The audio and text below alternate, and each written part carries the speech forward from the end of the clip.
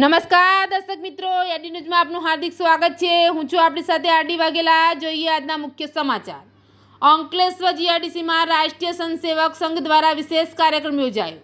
અંકલેશ્વર જીઆઈડીસીમાં દશેરા દિવસે રાષ્ટ્રીય સંઘસેવક સંઘ દ્વારા વિશેષ કાર્યક્રમ યોજાયો હતો, જે અંતર્ગત પથ સંચલન તેમજ સભાનું આયોજન હાથ ધરાયું હતું।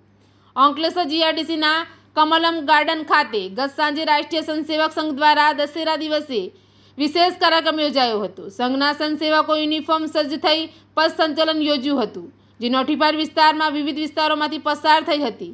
પથ સંચલન બાદ કમલમ ગાર્ડન ખાતે ખાસ સભા યોજાઈ હતી, જેમાં સ્વદેશી જાગરણ તેમજ રાષ્ટ્ર ભાવના બળવત્તર બનાવવા અપીલ કરવામાં આવી હતી। આ પ્રસંગે આરએસએસના પ્રાંત સરસંઘ સંચાલક બળદેવ પ્રજાપતિ, સંઘ ચાલક જવાહર વરેલા, ભરૂચ વિભાગ સહકાર્યવાહક અલ્પેશ પટેલ, અંકલેશ્વર જિલ્લા કાર્યવાહક પરેશ પટેલ, અંકલેશ્વર તાલુકા કાર્યવાહક નમન રાઠોડ તેમજ ધર્મ જાગરણના સંયોજક રામદેવ પટેલ સહિતના આગેવાનો ઉપસ્થિત રહ્યા હતા। એડી સાથે રિપોર્ટ જયેશ પ્રજાપતિ, અંકલેશ્વર।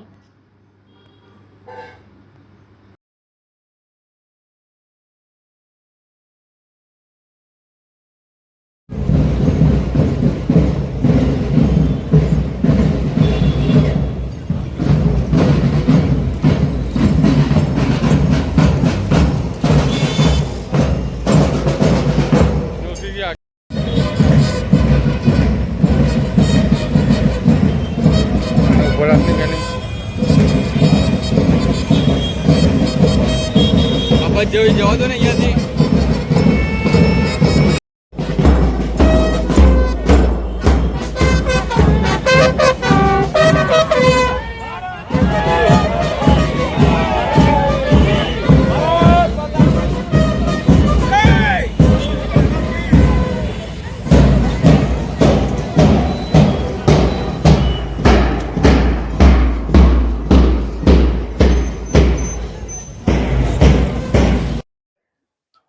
આજે વિજયાદશમીનો દિવસ રાષ્ટ્રીય સ્વયંસેવક સંઘ 1925માં જેની શરૂઆત થઈ હતી અને આજે 100 વર્ષ પૂરા થયા છે, એટલે કે રાષ્ટ્રીય સ્વયંસેવક સંઘ શતાબ્દી વર્ષ મનાવવું પણ કોઈ મોટો ઉત્સવ કરીને નહીં, પણ લોકોને ઘેર ઘેર સુધી પહોંચી અને વધુમાં વધુ સ્વયંસેવકો જોડાય, ગામે ગામ સંપર્ક થાય, ગામે ગામ શાખાઓ થાય અને વધુમાં વધુ બાળકોમાં આ સંસ્કાર આવે, રાષ્ટ્રને ઉપર લાવવાનું કામ કરે, આવું એક કાર્ય કરી રહ્યા છીએ।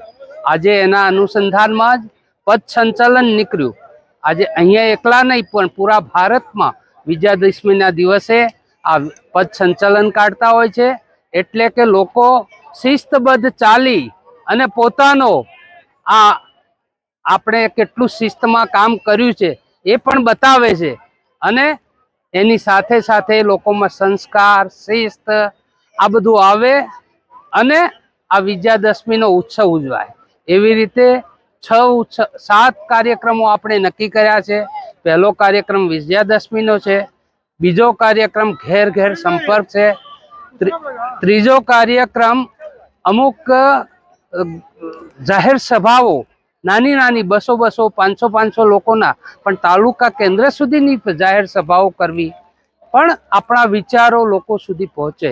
ચોથો કાર્યક્રમ આપણે બાલ જે છે એટલે તરુણ જે 20 વર્ષથી 40 વર્ષ સુધીના 15 થી 40 વર્ષ એ બધાના સંમેલનો યોજાશે।